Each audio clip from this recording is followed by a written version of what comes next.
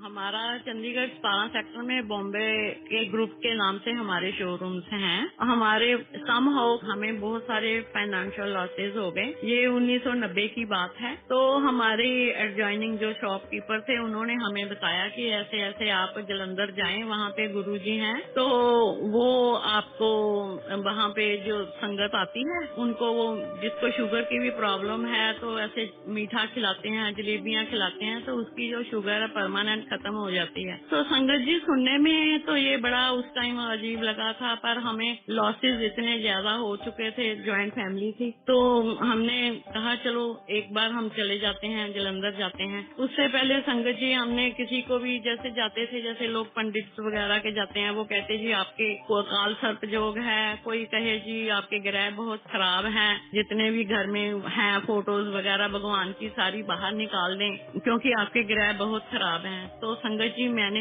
कहा हमने अपनी लाइफ में ऐसे तो कुछ किया नहीं, बट कोई कर्मों का चलो फल होगा, तो उस वजह से हमें ऐसे टाइम आ गया हमारे पे। तो हम जलंधर चले गए। तो अभी हमने एड्रेस लेके, तो अभी हम गली में जैसे ही पहुंचे कि डिफेंस कॉलोनी कहाँ पे पड़ती है, ये कोठी नंबर कहाँ पे पड़ेगा, अभी हम कार पार्क करके पूछ रहे थे लोगों में। तो इतने में जो गुरुजी के बाहर सेवादार होते थे सुदामा, ये 1990 की बात है, तो वो चल के आते हैं मेरे पास और कहते हैं कि आंटी आप चंडीगढ़ से आ रहे हो? मैंने कहा हाँ जी। वो कहते हैं जी आप गुप्ता आंटी हो? मैंने कहा जी हाँ जी। कहते जी अंदर गुरुजी आपको बुला रहे हैं। तो मैं एकदम से शॉक्ड हो गई कि अभी मैंने उनके दर्शन भी नहीं किए, उनको मिली नहीं, पहली बार हम वहाँ पूछ पूछ के पहुँच रहे हैं। ऐसे मुझे उन्होंने बाहर से ही भेज दिया सेवादार को बुलाने के लिए। तो संगत जी उस टाइम हमारी इतनी ज्यादा फाइनेंशियल लॉसेस थे कि हम अपना घर तक लाइबिलिटी उतारने के लिए सेल कर रहे थे, जो हमारी अपनी कोठी थी।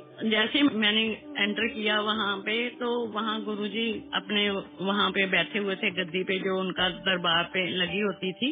मैं वहाँ पे जैसे गई तो गुरुजी ने सबसे पहले मुझे यही बोला कि आ गई गुप्ता आंटी चंडीगढ़ से, बॉम्बे डाइनिंग वाली, क्योंकि हमें बॉम्बे ग्रुप के नाम से जानते हैं, तो उन्होंने यही कहा कि आ गई है बॉम्बे डाइनिंग वाली गुप्ता आंटी। तो साथ ही उन्होंने मुझे ये बोल दिया कि तेरे ना 3 प्लाट है। तो आप ये सोचिए कि उस टाइम जो ऐसे ट्रोमा में होता है बंदा कि जिसके इतने ज्यादा लॉसेस होते हैं, लाइबिलिटी है, क्योंकि हमारी कपड़े का बिजनेस था, बैंक लाइबिलिटी है, जहाँ से हम कपड़ा व्यापारियों से परचेज करते हैं उनकी भी लाइबिलिटी हो जाती है। जब पता चल जाता है कि इनको लॉसेस हो रहे हैं तो देने वाला कोई नहीं आता, लेने वाले तो सब आ जाते हैं। पर जैसे ही गुरुजी ने कहा तो मैं ना आंखों में मेरे आंख थे और मैं उनका मुंह देखती रह गई कि हम अपना घर भी सेल करने आए हैं, भाई गुरुजी के पास पहुँचे हैं तो ये मुझे ऐसे कह रहे हैं। मुझे विश्वास नहीं हुआ, पर उसके बाद में हमने मत्था टेका, बैठ गए वहाँ पे। संगत जी काफी देर बैठे रहे। थोड़ी देर के बाद जैसे सबके लिए चाय प्रसाद आता है, जल प्रसाद आता है, जलंधर वहाँ की मैं बात कर रही हूँ, तो ऐसे बैठे रहे। तो जब उन्होंने बुलाया इजाजत देने के लिए, तो मुझे उन्होंने कहा आंटी 15 दिन के बाद यहाँ पे हाजिरी लगानी है तुमने। तो और मैंने कहा ठीक है। फिर मैंने कैलेंडर में ना नोट कर लिया कि हर 15 दिन मेरे कब होते हैं, मैं जाना शुरू कर दिया। तो संगत जी उस टाइम मेरी सिचुएशन ऐसी थी कि मेरे पास लोकल यहाँ हमारे कार ड्राइवर थे, बट आप समझ सकते हैं कि जब लाइबिलिटी होती है तो सब चीजें हाथ से चली जाती हैं। तो मैंने लोकल बसेस में, मेरे पास पैसे नहीं होते थे, तो ऐसे थोड़े से पैसे लेके मैं लोकल बस में जाती रही वहाँ पे जलंधर पे। तो ऐसे मैं 5 साल लगातार जाती रही। उसके बीच में गुरुजी ने मेरे से, जब भी मैंने जाना, कभी वो मिलते थे कभी नहीं मिलते थे। वेरी नेक्स्ट वीक हमने अपने बच्चों को बोला कि ऐसे ऐसे हमने वहाँ पे देखा, इतनी संगत सुंदर सुंदर कपड़े पहने और हंसती खेलती है, अपने बच्चों को हम लेके चलते हैं वहाँ पे भी, उनको दिखाते हैं, ऐसे गुरुजी के दर्शन कराते हैं। वहाँ का तो ऑरा और वहाँ का तो एक अलग दुनिया संसार है। पर हम क्योंकि अंदर से बुझे हुए थे, बट एक खुशी भी थी, चलो हम एक सच्चे दरबार में पहुँच गए हैं उनकी कृपा से। तो हम अपने नेक्स्ट संडे हम बच्चों को लेके गए वहाँ पे। तो अब हम वहाँ जब पहुँचे तो गुरुजी वहाँ पे थे नहीं। तो उन्होंने, हमने पूछा गुरुजी कहाँ है? कहते पता नहीं, कब आएंगे पता नहीं। किसी को कुछ मालूम नहीं होता था उनके बारे में। हम शाम तक इंतजार करते रहे। फिर हम वापस चंडीगढ़ के लिए आए तो रास्ते में जो भी कार जाती रही, हम झांक झांक के देखते रहे कि गुरुजी इस कार कार में होंगे, गुरुजी इस कार में होंगे। पूरा रास्ता जो 2.5-3 घंटे का था, हम जलंधर से चंडीगढ़ का हमने कारें झांकते झांकते पहुंच गए। संगत जी उसके बाद नेक्स्ट डे मंडे था, बच्चे तो स्कूल चले गए, तो 10 बजे के करीब हमारा मेन कोठी का गेट खुलता है। तो जैसे ही मैंने देखा तो गुरुजी हमारे घर के अंदर आ रहे हैं, साथ में बिमल चाचा थे। मैं तो एकदम से हैरान रह गई, भाई गुरुजी हमारे घर में कैसे आ गए। तो कहते हैं आंटी कल तू बच्चों को लेके गई थी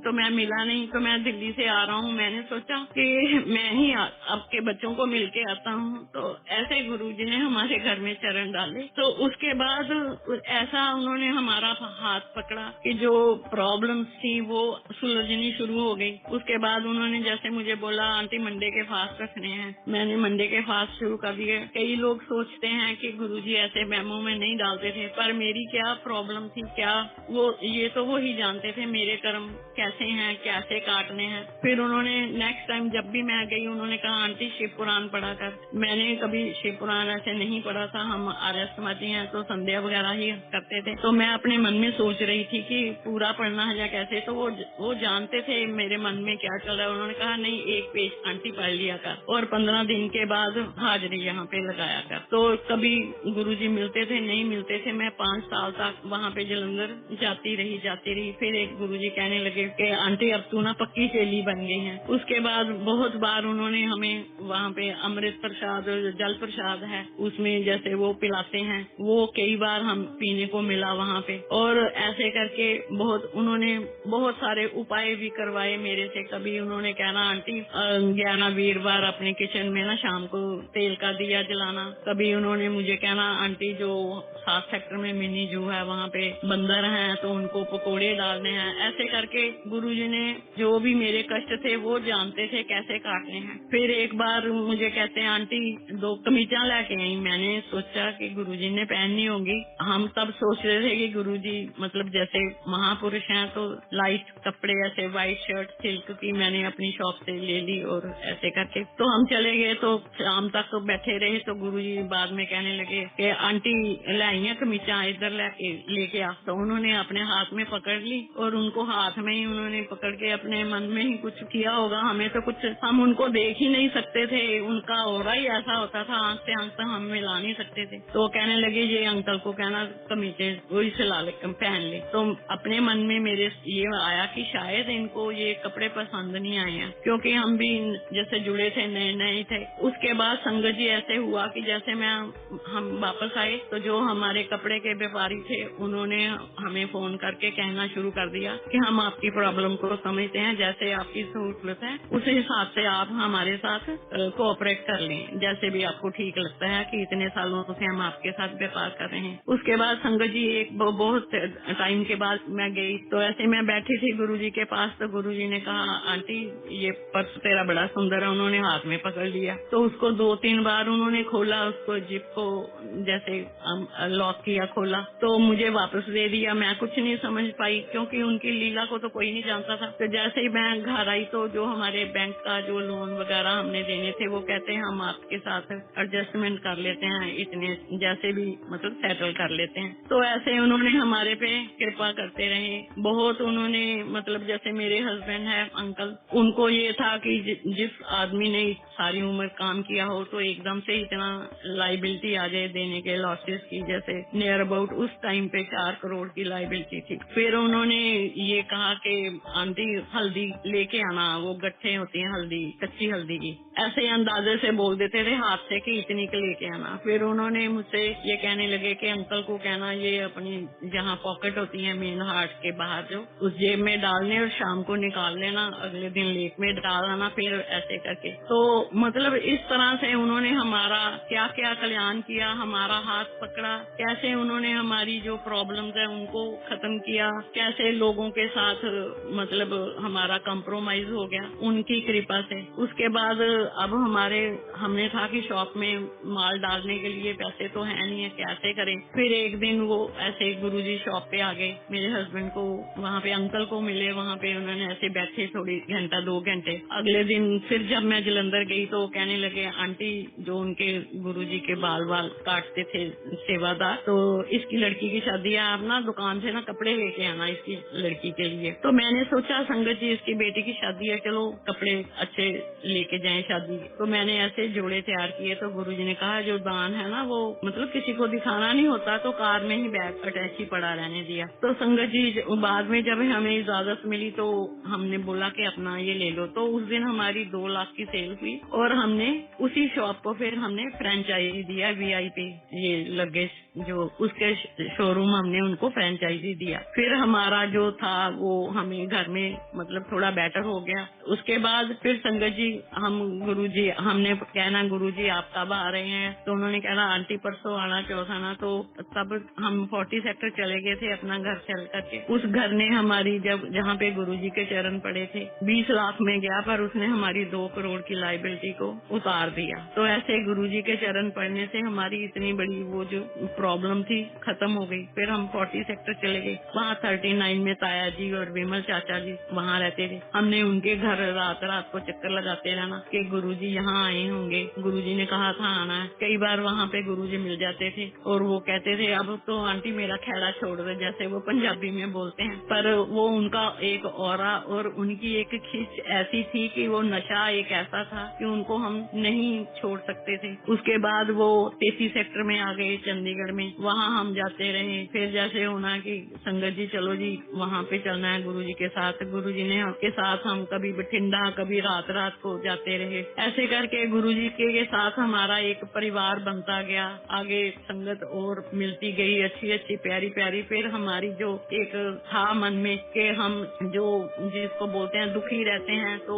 उस सोच में फर्क पड़ गया। दुख को सहने की शक्ति मिल गई क्योंकि गुरुजी का हमारे सिर पे हाथ था। तो ऐसे करके गुरुजी के साथ हम उदयपुर तक गए, सारी संगत के साथ गए। वहाँ पे भी गुरुजी ने सारी संगत को भी ब्लेस किया। तो हम जैसे आए हैं फिर गुरुजी यहाँ चंडीगढ़ में आए 2 सेक्टर में आहूजा अंकल के यहाँ। वहाँ हम डेली वहाँ 2 साल के करीब रहे। हमने डेली 5 बजे फिर हम यहाँ पंचकुला शिफ्ट हो गए। तो वहाँ डेली हमने 16 सेक्टर से जाना गुरुजी के पास पैदल चल के 2 सेक्टर, क्योंकि उनको मिलने की इतनी वो होती थी, एक नशा होता था कि रोज हमने 5 बजे पैदल शूज पहनने और गुरुजी का जब तक दरबार खुलता तो 6 बजे हम उनके वहाँ पहुँच जाते थे। और रात को 2-2 बजे 1-1 बजे हम तो चलो लंगर किया गुरुजी के पास बैठ जाते थे। लेकिन बच्चे हैं वो सेवा में लगे होते थे, तो जब उनको इजाजत मिलती थी तभी आए। तो वहाँ संगत जी हम 2 बार वहाँ गुरुजी के पास सचखंड का प्रसाद आया, इतना बड़ा कि हम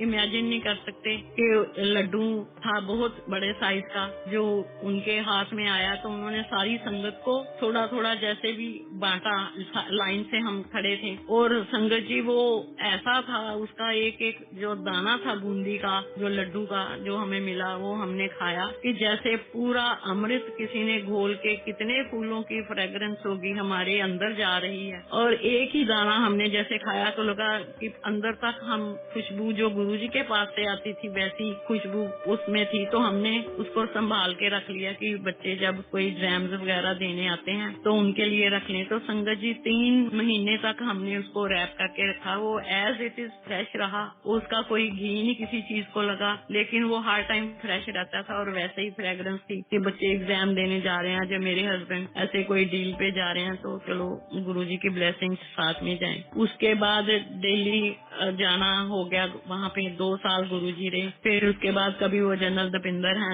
12 सेक्टर में, उनके वहाँ चले जाते थे। फिर उसके बाद गुरुजी डेली हम जैसे जाते थे तो बहुत ही आनंद आता था, बहुत अच्छा लगता था। कभी डॉली गुलेरिया हमारे पास होती थी, गुरुजी कहते थे चलो आंटी कुछ लिखो और कुछ सुनाओ। तो ऐसे करके उन्होंने बहुत सारे गुरुजी के लिए वो लिखे, भजन शब्द लिखे, और जो कि बहुत कहीं भी जाते थे तो वो चलते रहते थे उनके। तो ऐसे करके उनको भी और संगत जितनी भी थी सबको गुरुजी ने बहुत ब्लेस किया। उसके बाद गुरुजी एम्पायर स्टेट चले गए। तो फिर हमारा गुरुजी को मिलने का वहाँ एम्पायर स्टेट जाना शुरू हो गया, महीने में 1 बार ऐसे करके। तो संगत जी अभी हमारा फ्रेंचाइजी तो हो गया था, बट जब मेरी 2 बेटियां हैं और 1 बेटा छोटा, लेकिन वो ग्रोन अप हो चुकी थी। लेकिन हम शादी के लिए सोच नहीं सकते थे कि कैसे हम इनके लिए करें, तब जब हम एम्पायर स्टेट गए, एक बार ये 98 की बात है, तो गुरुजी ने वहाँ पे एक दिन ऐसे ही हम दर्शन के लिए गए तो कहते आंटी रात के 12 बजे होंगे, हमने लंगर खा लिया और उनके पास बैठे थे, इजाजत नहीं मिली थी अभी आने की। तो जब वो अपनी उनकी किचन में से उनके लिए प्रसाद आया तो उसमें से उन्होंने बोला आंटी एला तेरी कुड़ी का एक बाइट उसकी तोड़ी रोटी की और सब्जी लगा के मुझे कहते हैं आंटी अब ये ले तेरी बेटी की शादी का ना मैंने लंगर खिला दिया तेरे को। तो मैं एकदम से, क्योंकि मेरी 2 बेटियां, अब कैसे, मैंने कहा गुरुजी अभी तो बड़ी भी है। वो कहते नहीं बस अब गाने लगाओ और नाचो सारे जने। तब वहाँ पे हरपाल टिवाना थे और ये खट्टर जो जगदीश टाइटलर वगैरह, ये ऐसे बहुत सारे लोग बैठे थे। तो गुरुजी ने म्यूजिक ऑन करवा के सबको कहा चलो नाचो। तो सब हो गए कि एकदम से ऐसे 12 बजे क्या हुआ। पर संगत जी जैसे ही मैं आई वहाँ से, मुझे तो खुद समझ नहीं आया भी गुरुजी ने ऐसे किया और डांस करवाया सबको। तो चंडीगढ़ लोकली 9 सेक्टर से मेरी बेटी के लिए एक रिश्ता आ गया। मैंने अब हम 16 सेक्टर में हम किराए के घर पे रहते थे। दुकान हमने फ्रेंचाइजी दी हुई थी, ज्यादा तो नहीं हो पाता था क्योंकि जॉइंट फैमिली है तो शेयर करना पड़ता है जो भी मिलता है। अब वो लड़के वाले आगे वो कहते